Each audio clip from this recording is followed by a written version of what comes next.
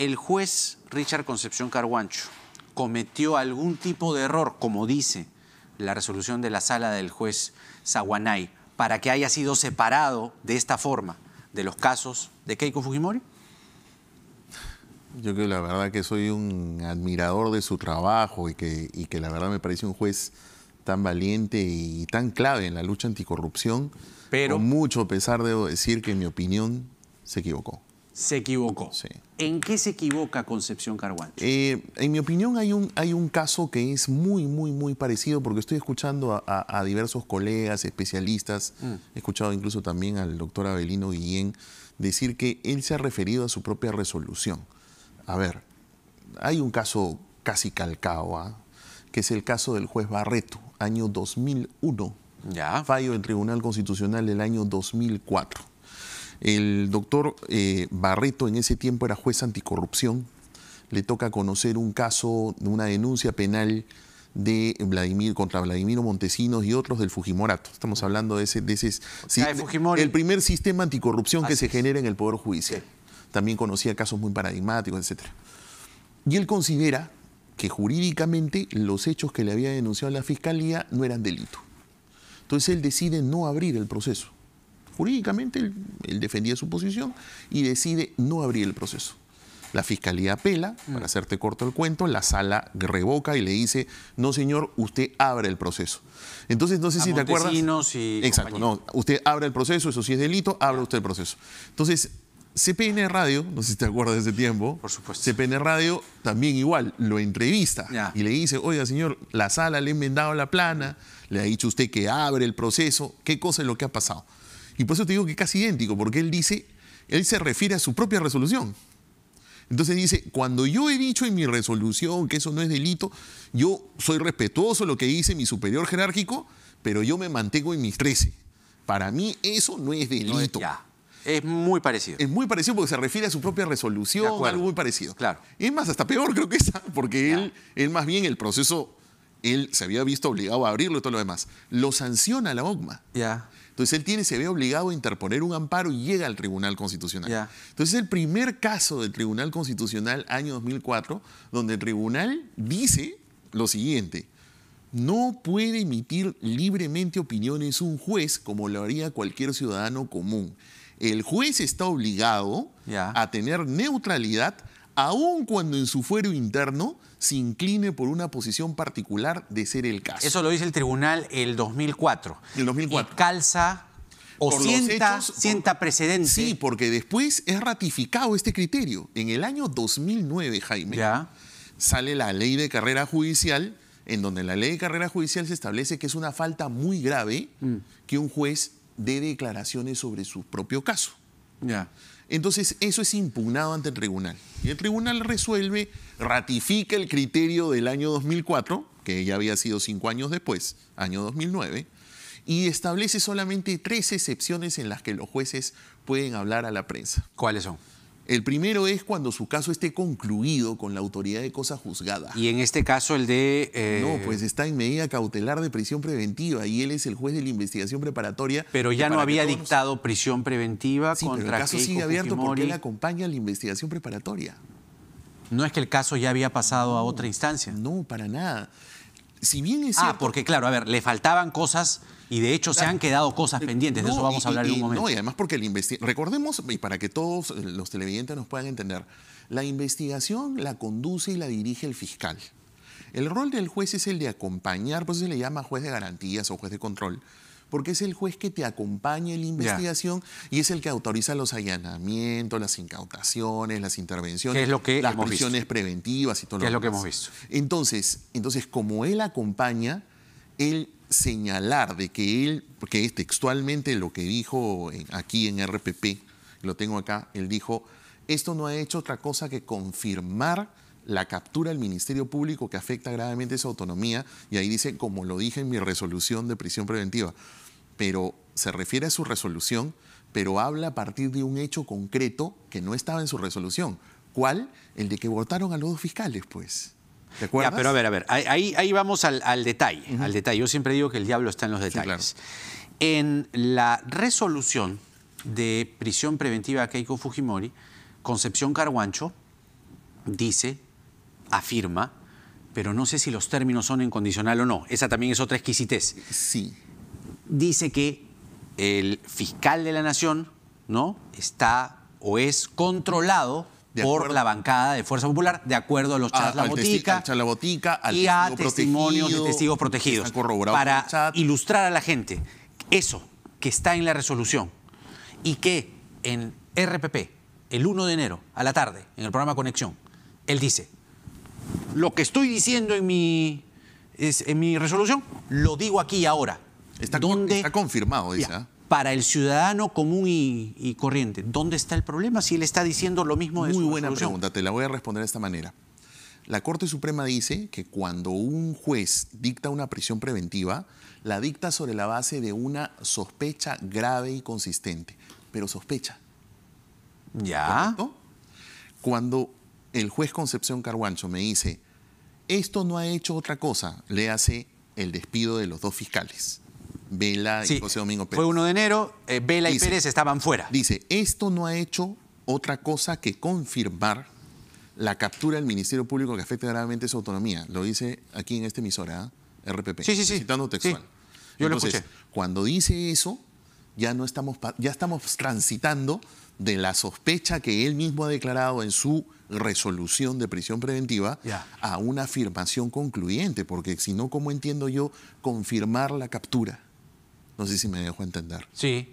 Entonces, ya hablar en esos términos conclusivos, concluyentes, cuando a él todavía le toca continuar durante 36 meses acompañando la investigación que debe dirigir el fiscal, ya rompe esto que el Tribunal Constitucional también ha dicho, que es que un juez no solamente debe ser imparcial, sino debe que lucir o aparentar. Como la mujer del César. Claro, la mujer del César no solamente tiene que serlo, sino parecerlo.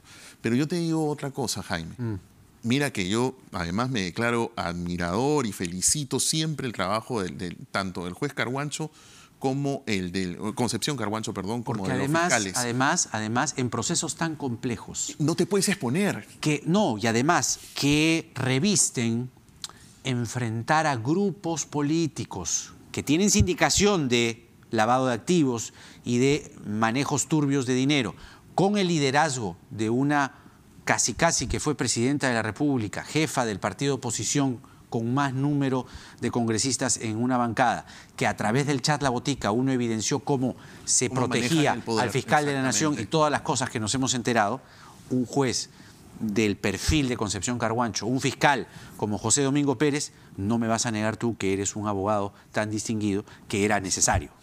Por supuesto, había que tener muchísimo cuidado. Y que son necesarios. Yo le agrego algo más a lo que acabas de decir. Sobre todo si tenemos en cuenta que los abogados de la defensa han buscado desde el minuto 1 recusarlo, sacarlo del caso. Porque o no le han planteado una recusación el día que justamente empezó la audiencia de prisión preventiva. ¿Recuerdas que Juliana Loza le planteó una recusación? Sí. Que fue resuelta por la sala y que se negó. O sea, se rechazó la recusación. O sea, si ya se tenían esos antecedentes, a mí la verdad, te lo digo con todo el aprecio que me merece el juez, pero yo veo que se expuso innecesariamente, asumió un riesgo que en un caso tan delicado era innecesario.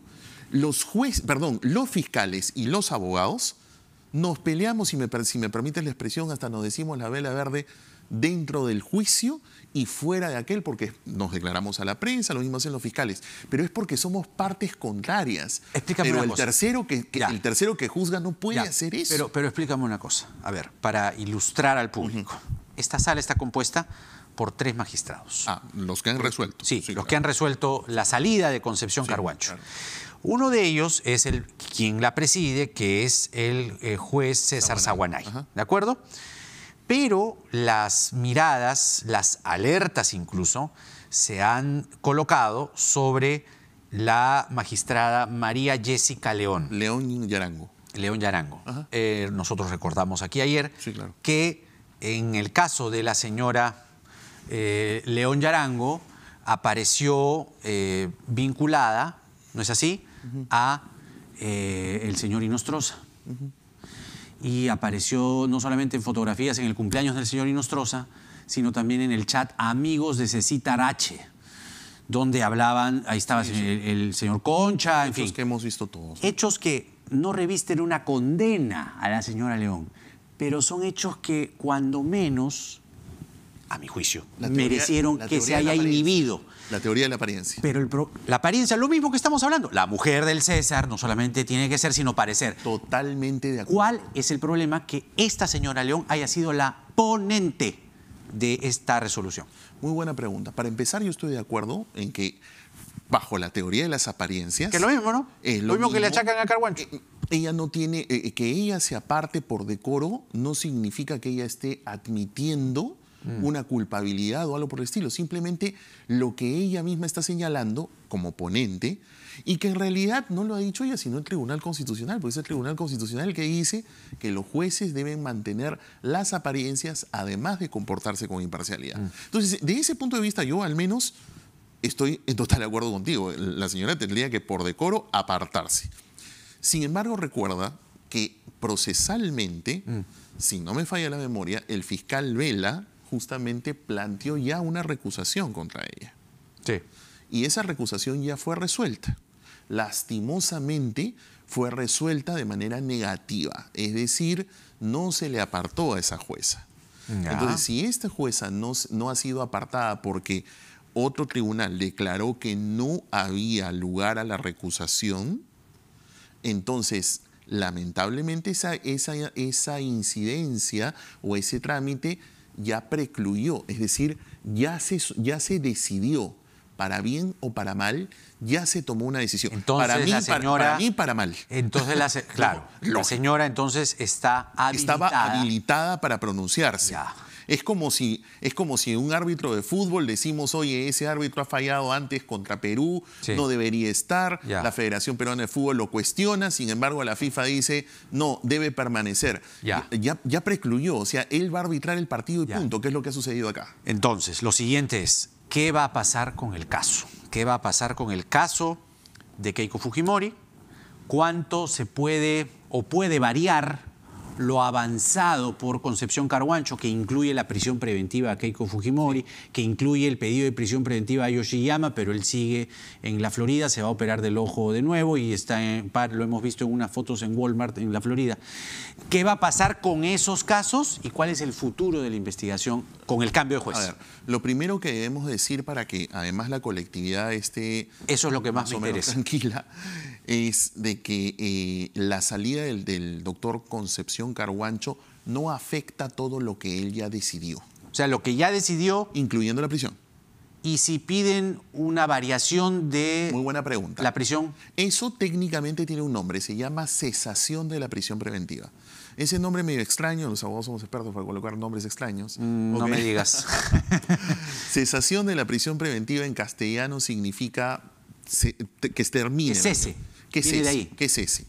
Pero la ley te pide un requisito, y un requisito que no tiene, en mi concepto, nada que ver con el apartamiento del señor Concepción Carguancho, que es que la defensa tendría que presentar nuevos elementos. En castellano es nuevas pruebas, pero que no tienen que ver con la conducta del juez, sino nuevas pruebas de que el delito de lavado de activos no se cometió, o al menos existe apariencia de que no, de que esa sospecha grave. ¿Existe la probabilidad de eso? Porque es muy recurrente escuchar en la defensa y sobre todo los defensores de Keiko Fujimori, algunos incluso abogados muy destacados, muy bien entendidos, que aquí no habría el delito de lavado de activos. ¿Se puede recurrir entonces por ahí? Es que acá hay dos cosas. Cuando te hablan de nuevos elementos, en realidad te están hablando de nuevas pruebas o nuevos indicios, diferentes a los que ya se han revisado.